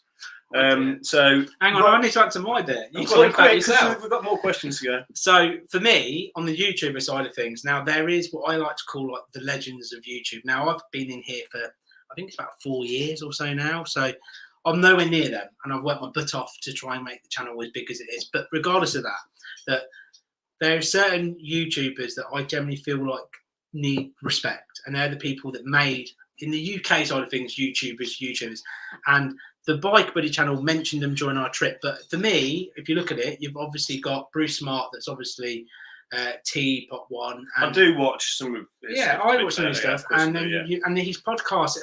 I didn't even know about his podcast until I saw the Bike. And watched Lee's, listen to Lee's podcast. It's amazing, isn't it? And then so I know basically that guy's life now. It's really weird, but I do. And the thing about it is, I've as a YouTuber, I struggle to watch other YouTubers. I get asked a lot to subscribe, and I'm like, okay, I'll give you a subscription. I take it away quite quickly if I'm not finding it engaging, because I don't need to do that watch me, watch you thing. It's not something I need to do.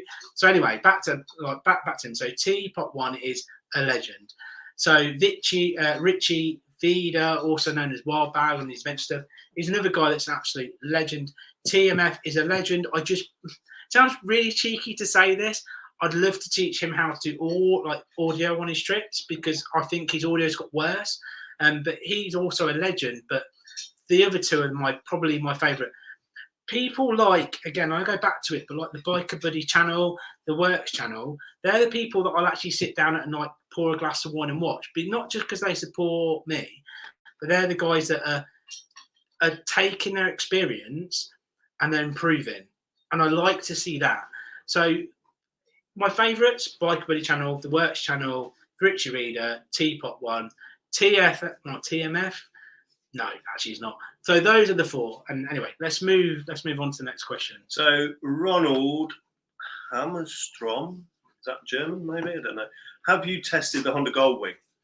I would love to have a go on Honda Gold. We've never ridden one, but I'd love to have a go. So here's the story with me and Honda, really massively, hugely quickly, that I have originally approached Honda. Honda's come back to me. They've promised me that they're massively in the COVID side of things. They actually emailed me on the appreciation of the amount of monkey bikes that have sold because of what I did on the monkey bike. I've recently, because I generally have been so busy, this makes me so big-headed, but we've been, this trip's taken up so much time, I haven't had a chance to actually talk to a lot of the actual manufacturers. I'm starting to do that again at the mix. I like a massive mix on the channel. They haven't replied to my last email, so we'll see what happens, but hopefully if they do, I'd like to get a press bike. What I've tried to do with a couple of people is get us both press bikes, so we can do the same thing, because it would make a great mix. So Honda, if they actually get back to me, then maybe in the future. But at the minute, I'm still waiting for a reply. Anyway, let's move on. So Mr. Nazza wants to know, are we going commando? What, now? I suppose so. Yeah, I'm commando. I'm not, because I'm not colour my pants on. So. Let's move on. John wants to know if Mr. Nazza ever ate his rolls. Oh, so this is the reason why. So John, we forgot to mention this. When we first met John, he goes, I've got bacon. I've got lots of bacon. He basically turned up with half his pannier full of what, a kilo of bacon? No rolls. No rolls. So taking the piss, I went, you know, you got to go and buy rolls now if you're going to cook his bacon in the morning. So he did. He woke up, walked a million miles, bought rolls, walked it back.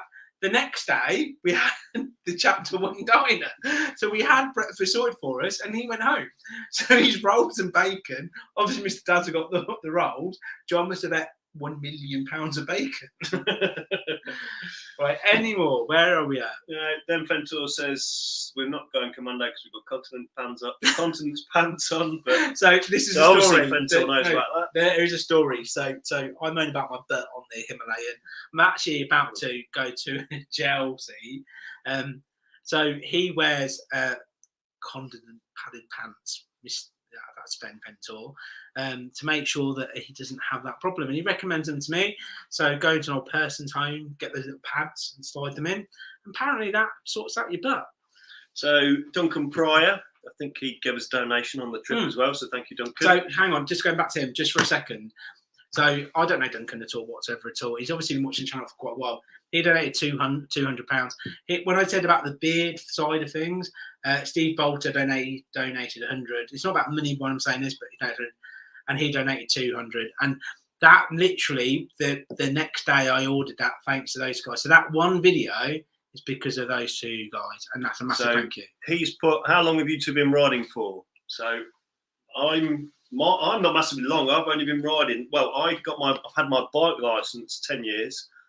I had short spells riding. I bought a bike, sold it, but it's only been since I've been riding with Alan that we've been doing the bigger miles. So it's only recently that I would class myself more of a biker. Before, I think I was more of a pretend biker.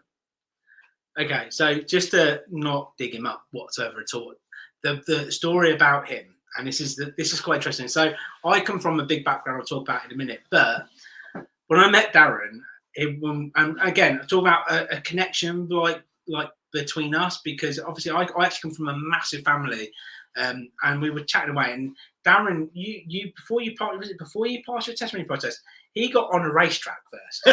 A racetrack. Well, yeah, I had a moped when I was 16. I used to go to work and back on it. My dad was an ex-policeman and he hates motorbikes, absolutely hates them. He's a bit more accepting of it now. But when I was a kid, hated it. Don't do your bike test, don't get a bike. And then when I told him I was getting my bike test, doing my bike license, he said, that's it, I'm signing you out my will.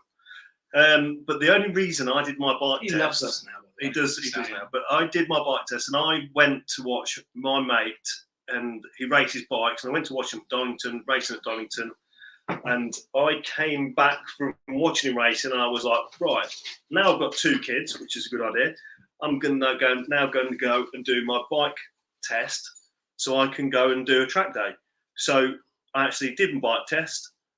As soon as I did my bike test, the first thing I did is I bought a track bike and I went and had a track day at Donington. I did my first session and going around Donington after passing my test, came back in, emptied my leathers and wondered what on earth I was doing. And to be fair, I stuck it out the whole day. Looking back now, it was a completely ridiculous thing to do. I've done a couple of track days, and I'd love to go. I haven't done one since, actually. I think I did one as soon as I did my test, and then I did one a year later. But I think it's probably something that would be good for me and Alan to go and do, actually, to see who's quickest around the track now. So, yeah, that's kind of... But I had bikes, sold them, had bikes, but yeah, and then that was it. So my history, I've talked about on the channel before. I've got from a very quite young age, to be honest. And interestingly enough, I had a little bit of a horse riding thing before I actually got massively into the bikes because horses are crazy and nuts. But basically, I started off my thing buying a scooter out of a guy's shed, and I fixed that by myself. And then it went from there. Now I literally talked about motorcycles with my parents for ages. They said I couldn't have like a proper motorbike. I wanted motocross, went into motocross, did a little bit of racing, a little bit of track racing. It just goes on and on and on. And I think I think it might have been 13, it might have been 12. I'm not exactly sure, but it was a very, very young age. And I've lived and bred bikes. Now, the hardest point in my entire life was obviously I've got 6 kids, so I had my first couple of kids. But one of the things that I did do is almost stop riding. And the thing about life and everything else is that this is what YouTube did for me. And this is why I love being here and love sharing the content. If you go back to my first ever video, and I was trying to be God knows who when I made it, it's terrible. But that was my way of riding again, because I had a couple of mates I used to ride with on and off. They moved away and I had no one to ride with. And suddenly I was by myself and I hardly rode a bike. And that's what I did on the world of YouTube that made me come here as far as I've got to say. Now rode a lot, massively. I had a bit of a slight gap because of it. But I'd say now I ride constantly. You see the videos, absolutely constantly, and I love it. It's my dream. If I could be all the time, I would be. And I'd say the same for you. Oh, I love it. We ride more than we've ever ridden, like before, and challenge yourself more. Yeah, I think the thing I'd go when I was younger, in my younger days, if I'd have had a bike license, I'd get in the beer. Yeah, please. I probably wouldn't be here now, because when I drove a car like an idiot. Won't go into my driving history, but when I was younger, I was well known to the local establishment. They would pull me over regularly. I was well known as being a boy racer. So if I'd have been on a motorbike, which was probably one of the reasons why I didn't get my bike license, didn't pursue it, because I knew in my head that it wasn't for me. And now I've got older, I'm not into riding bikes fast. I like when we go off-roading. I like riding 125s. I enjoy, when we're on the STs and we're going down the motorways, unfortunately, we do tend to go a bit quicker, and I do have to rein myself in a bit. But it's not why I ride a bike to go quick, and I'm not into sports bikes. It's not something I'm into. So the most important thing is I taught him most of what he knows about bikes. If it wasn't for me, he wouldn't be doing what he does today. Anyway, we'll move on to okay. So where we up to? That'll be Dream Bikes Limitless Budget. Mine, I'm just going to say I've got these two. I would be a Harley of some sort, or I really love the Ducati Desert Sled. And Alan keeps saying about getting a scrambler. That's what I want. I keep looking through eBay, and I just can't. There's 7 or 8 grand, and I can't justify spending 7 or 8 grand on one. But ever since they came out, that's been the bike that I want to get. So for me, this is nothing about the channel that's the hardest point, is that financially, well, not financially so much, but the channel, if I need to buy a bike really to hit a new audience every year, a brand new bike, and put it on the channel and feature it and ride it for an entire year. So I love the whole Royal Enfield Himalayan. It wasn't the bike I would have picked. It's a bike that I knew that would do well. And at the end of the day, we're talking about dream bikes. So for me, it was, for years and years, it was the Bonneville, and I own one. And I'd say it was the cheap Bonneville. And I still to this day would say my dream bike would be the latest, biggest and bestest Bonneville by far. I'd also try and say it was the Speedmaster. Interestingly enough, though, right, Biker Buddy told me this is a bit of a secret, so shh. But he told me that it's a rubbish bike in regards to the riding. He's probably going to jump on the comments now and say I didn't say that. But and looks is fantastic. Now I've ridden a Harley Davidson. To be honest, I can see myself doing some massive stuff on the Harley Davidson. What scares me about the Harley Davidson, talking about the $1 million Bogan blow, that's his channel. He is a Harley Davidson guy. And what scares me the most of it is that there's stuff I've done that he's now doing after I did it and stuff like this, or I did it for him or whatever. I don't want to be the person that does the next thing. Don't want to be copying him, do you? That's the hardest thing. So I want the Harley Davidson, but if I buy a Harley Davidson, I don't want to treat it like a show pony. I want to abuse it, and I can't do what someone else has done in the world of YouTube. So I want it, but I don't know. Brett. So what's next? That's the big question. What's next? And then Mr. Dazza says, if you could ride anywhere in the world, where would you go? Great question. Brilliant question. So hang on, before you answer, let me answer. So again, in regards to what I do, these are in my head. These are my plans, and he already knows a little bit of this as well. So I want to fly to Thailand. I want to hire nuts bikes, and I want to ride over Thailand. And why I say he knows this is because he has been so many times, and he's the person that might set us up, look after us while we're there. So Thailand is probably number one, because I don't think many people have done it on nuts bikes, and he knows people that will guide us through there. And this is a video that should have been out last year if it was not for the pandemic, and he knows it. The other side of it is I want to go to places that a lot of people don't go to. So I want to pick a bike, India, the Kazakhstans, but pick bikes that are not what you expect, because it's too easy and we need to suffer to make this good. Go. Loads of places, anywhere abroad. Probably not so much in Europe. That's the problem. Europe's easy, isn't it? Europe's too easy. You know, it's got to be hard. If things weren't going on that are going on in the world at the minute to do with Russia and the war, there'd be lots of places around. You know, I'd love to go to Russia. And I'd love to go. Because all the countries that border onto Russia and things like that, because I think that would be amazing. And then.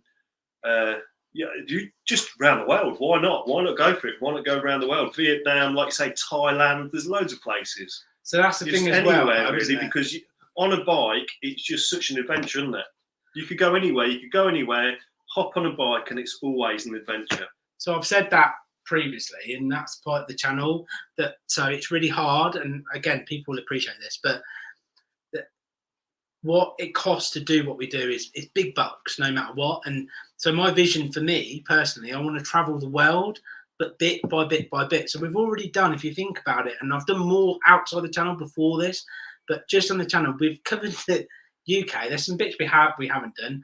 Ireland and the islands and stuff. We need to meet some of the Scottish islands. We need to go and do.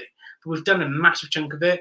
I've done France. I've done a bit of Spain. I'd like to do a little bit more of Spain. But I want to do everywhere. So I want to tick them off on the list. But I don't. This is a hard thing. I know I could get an all-inclusive deal, and I could fly for a couple of grand, and I could go to a nice place somewhere in Greece, and I could hire a bike, and I could drive around it. It'd be amazing. The sunshine, the footy would be great. But the hardest thing about that is I want to do it, and it will be done, but I know it's not watchable. So we've got to pick places that people don't want to go, that people are going to want to watch. And I think at some point we hopefully this year, and if the channel makes enough, this is the biggest thing. It's costing both of us ridiculous, like thousands of pounds. And talk about on regards to how much people think we earn a hell of a lot of money. I would, be completely blatant and honest. This is a big thing to do as a YouTuber. I probably earn about £200 in revenue from making these videos per month, and it goes up and down. And I probably spend nearly £1,000 a month, because what it costs me to make is incredible amount of money, the production, including the cameras and stuff like this. And the laptop that I use struggles to make what I make. It's a 2015 Apple Mac. I need the latest one to do what I do, and I struggle, and it takes me hours and hours, and I do. And it's not me being on a humbling basis, but it's going to cost me about £2.5 grand to replace this to make what I do better. And I'm always trying to do better. But for us, we want to do it, but it's getting the money, isn't it? Well, it is. I mean, obviously, what we do, well, happens on YouTube is a small part of our lives. And unfortunately, we've got families, we've got mortgages, we've got bills to pay and all the rest of it. So we do try and put as much as we can into this. But realistically, I mean, the chances of me being able to go on a trip abroad at the minute are pretty slim. So, you know, we do keep trying to do what we do, and we put as much as we can into it. But yeah, I'd love to go abroad, but you know, realistically, probably not going to happen at the minute. So YouTube, again, going back to it. So the way it works is everyone thinks it's a myth. It's not a myth. So we're at what, 4,000 something subscribers, around less or more. The 20% mark is what you get actual people that love the channel. So the people go, oh, you've got 4,000 subscribers. There's 20% watch every single video. Like I said, £200-ish a month, a bit more, a bit less, etc., etc. For us, if it can get big enough, so for a sponsor, get a lot of this. There's channels that fake a sponsor all the time that aren't really sponsoring them. For a sponsor, it is around the 10,000 subscriber mark, and YouTube do that. They almost sell you to get sponsors at that point.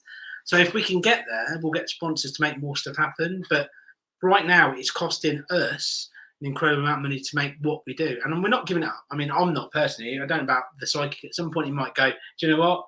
I'm done with this and will want to leave. And he'll come back when he wants to, whatever. But what I'm saying is that I won't give up on what I'm doing because it's not what I do. And I don't think you would, to be completely honest. No, it gives you a reason to go and buy it, doesn't it? What I'd love is if we made enough revenue or got, like, patrons is a massive thing on this channel and it's huge. And the patron channel grows, it does grow quite a bit. And then it goes through like a bit of a slump because it's people's personal money. This stuff is all for free. And they join and I've done my best to even, this is a good point. I've recently put up a post that turn around and say that, well, the patron basically, will they come up with like a trip to be near them, plan an adventure, and we'll come along and they organise it and run it. We'll go and eat in a pub at night and we'll have a few drinks, we'll stay at a campsite and make it like they're guiding us on their bike, and we'll film that to try to encourage more patrons to the mix, because to be able to film what we do, we need a lot more. I'm going banging on a bit, but that's basically it. And it's a hard place to be. One thing I would say is if you look at the stats for all the videos we do, when we go on trips, the trips never seem to really do as well as all the other videos. So but it's the thing that we always enjoy doing the trips. Yeah. The trips are the best fun, but on the stats of the videos, they never do as well. So we need to go, we need to do some trips that unfortunately get some bigger stats to make it worthwhile doing. So what Darren says is exactly right. In the world of YouTube, but what we do, my passion is what I want to be known as the adventurer, as the guy that goes, do you know what, I have not a lot of cash in my pocket and I wing it and I go out and I do it, and that's my passion. But the reality of it is that I make more money from every review that I do because it's called evergreen. And so the Himalayan bike was a tactic buy to be able to produce views. And the whole point of doing that was that even to today, that's my biggest performing video. Over the monkey bike, the Himalayan, because I knew it's so popular, that gains 200 views a week or something. And it grows and it grows and grows. We do an adventure. I'm proud if we hit 1,000, as an example. Himalayan, 60,000 views. I'm proud for 1,000. I want to be known. We want to be known as the adventurers, but we have to paint the bread with butter so we can go. So my plan of it is to mix it up. So we have an adventure. I do a load of reviews and press stuff, etc., and another adventure. And that's the format for the channel. And when I say it works, if you take me 12 months ago, the threshold to earn money on YouTube is 80 quid. That would take me 2 months to earn. The YouTube channel makes £200 now in a year. If we can keep doubling it, we can do bigger adventures. And I'm sure you can understand that. Just changing it a bit now, Cresshead, who's been probably sitting there waiting for his question. He's been watching us for a long time. Donkeys, yeah. Hello, mate. And in Melton. Thanks for the question. Yeah, and he's local. And was he on all the live tracking? So no, yeah. Cresshead is a legend. So I want to be completely with me and Cresshead, right? I think he watched my videos and thought absolute plonkers, complete idiots, and then he got it, and then he loved us because that's how I remember it. And he has been there again.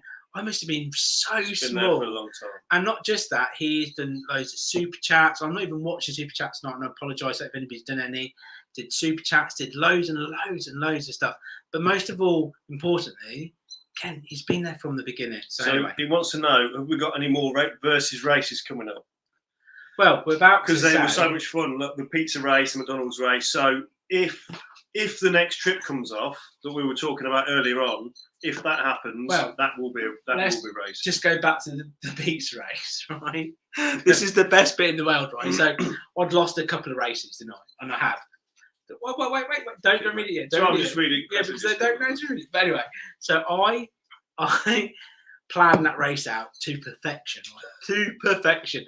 So the point of it is, I bribed his kids, they're my nieces, I bribed them to get it right, to say, stall him, make sure you end up hanging around for ages. I guess right. I spoke to my own brother, who was Chris Dowsett. If you don't know, that is my brother. I'm Alan Dowsett.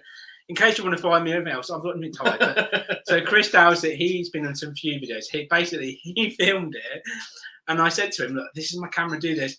Make sure you hold down. He didn't. What a plonker. He didn't. But anyway, so we raced. I had it in the bag. I knew I was going to win it.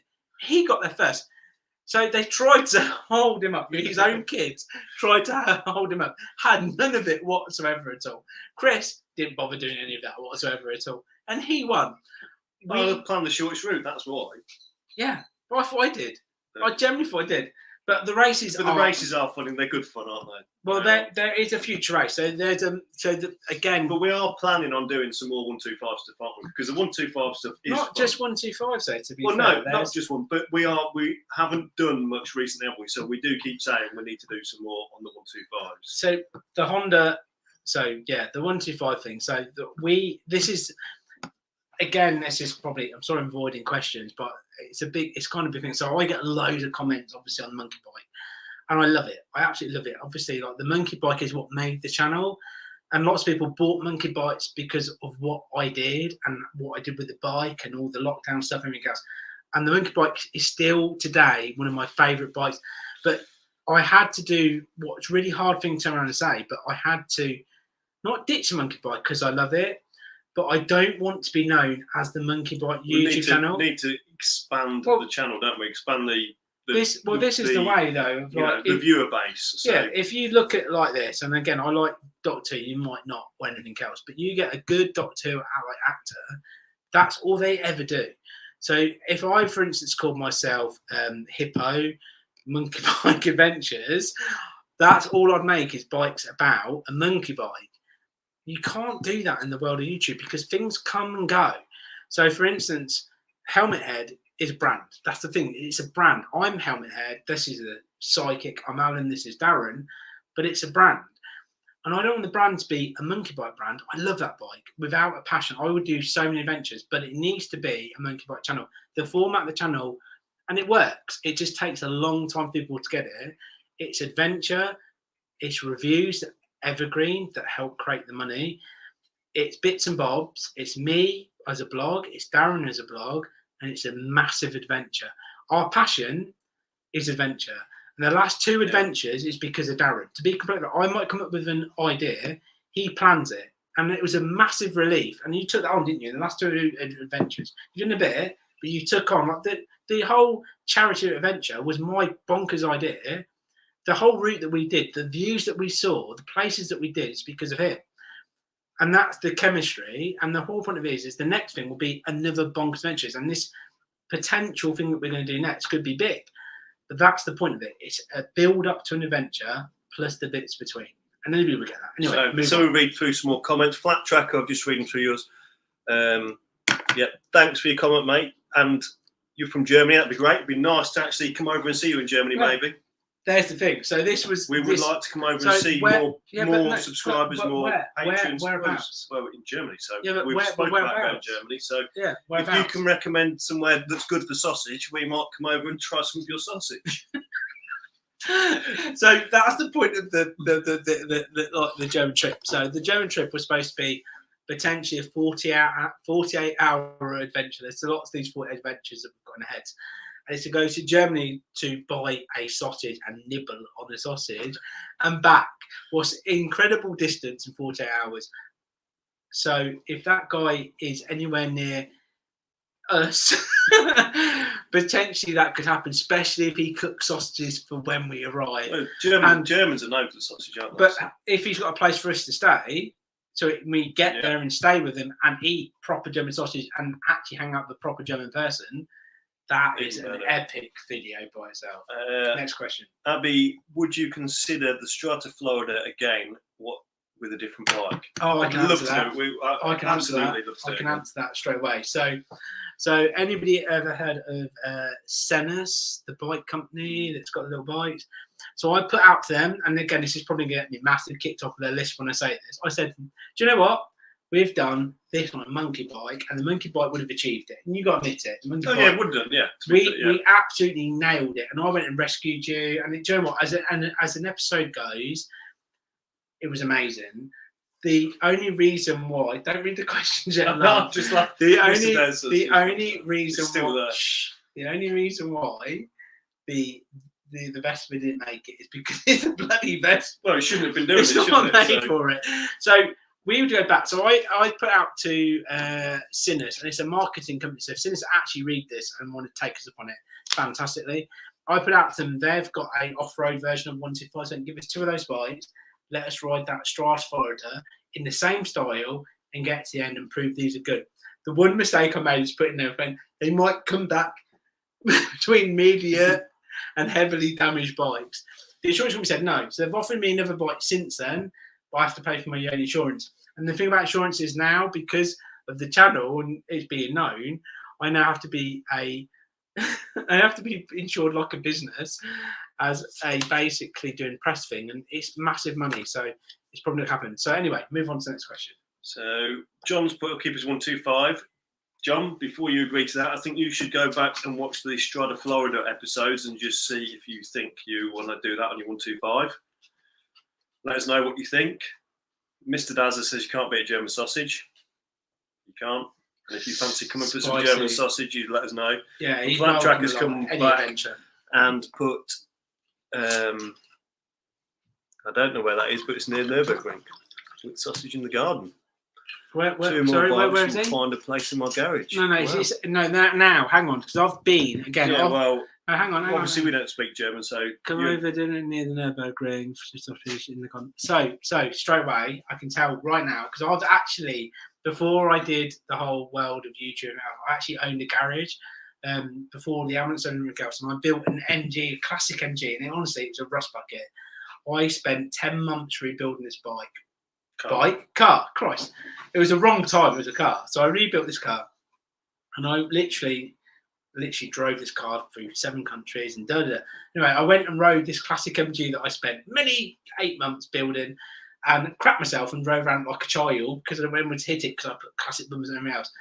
And I know I can get there because I literally drove the car and I stayed there and I rode the Nürburgring the next day. So we can get there and back in 48 hours. Yeah, I've done Germany and back in 24 hours. So this is the thing. Do us a favour, send us an email. There's a link in the description if it works in this video or another video. Give us your address or send it on the page. Just make contact to start with. Yeah. That's the same thing. Yeah, just make contact. Drop us a message through YouTube or something. And we'll come and do it. We'll, at some point, we would like to go to Germany. Well, if he doesn't do it, I'll do it. Well, no, we've already said we're going to. So, yeah, Flat Tracker, if you can try and get hold of us and make contact, we will try and arrange something. There's a link in the description. There's a link in the description somewhere. So who's next? So, Chris had to put Banger Race to Germany to get some bangers and mash. The same thing, isn't it? Yeah, well, it depends what bangers, but he's on about getting bangers to do it on. Oh, with Germany back? Yeah. But one of the things I'd love to do, and this is like off the cuff right now, because I've never talked to Darren about this, I'd love to turn around and say, do you know what, if we had a budget... Cheers, Matlock Biker. If we had like £1,000 each to pick a bike or a scooter to make it fair, and a road trip, like sponsored or funded, I'd love to do it. Well, yeah, I think for that you've got to say certain bonkers, CC, haven't you? Because it's got to be just the most Pan-European again. No. It's got to be okay. So let's go under 500 cc. It's got to be bonkers. I'd love to do that. That would be incredible. If they gave us a destination, for under 500 cc, you could scooter or a bike. The most stupidest though.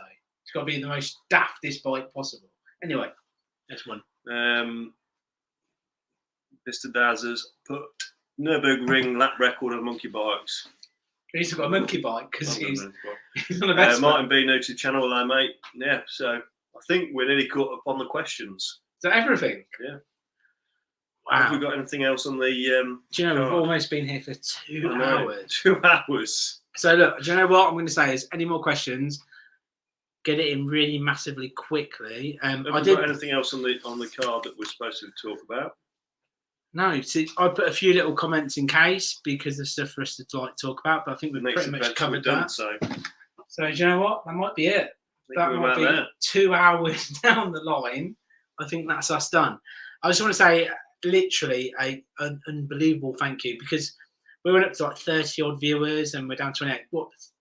Some people might go, but you know what? For a small channel, that's fantastic. It's 2 hours long. Can't believe. I mean, I'm sure people have come and gone, but Mr. Daz has been there from the beginning. John, if you're still there, I'm sure some of you have probably been watching from the beginning. So to sit there and watch us waffle on for the last 2 hours, email is on the way. Yeah, thanks for that tracker. That'd be brilliant. Hopefully we can do something with it. That'd be brilliant. Be fantastic. Yeah, fantastic.